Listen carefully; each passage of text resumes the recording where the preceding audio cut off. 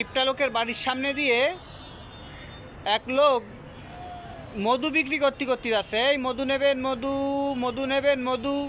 তো সেই লোক তো মধুওয়ালারে ডাকে বললো, ভাই কি বিক্রি করতেছো? কছে কি মধু বিক্রি করতেছি।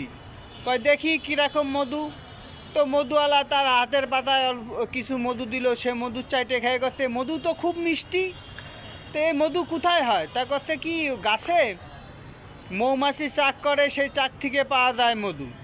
কছে ও তাই, ওই গাছ থেকে পাওয়া যায়? কছে হ্যাঁ। কছে আচ্ছা ঠিক আছে। তার বাসার পাশেই একটা মৌমাছির চাক করেছে। এখন তার বউরে দিয়ে বলতেছে, বউ ওই মৌমাছির চাকের মধ্যেই মধু পাওয়া যায়, খুব মিষ্টি।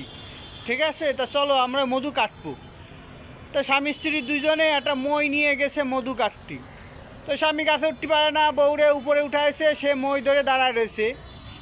তার বউ যায় বটি নিয়ে যায়, এক হাতে চাক ধরেছে, ধরে যেই চাকে পোজ দেবে অমনি মৌমাছি তার বউরে চাকা পাকা করে ধরেছে।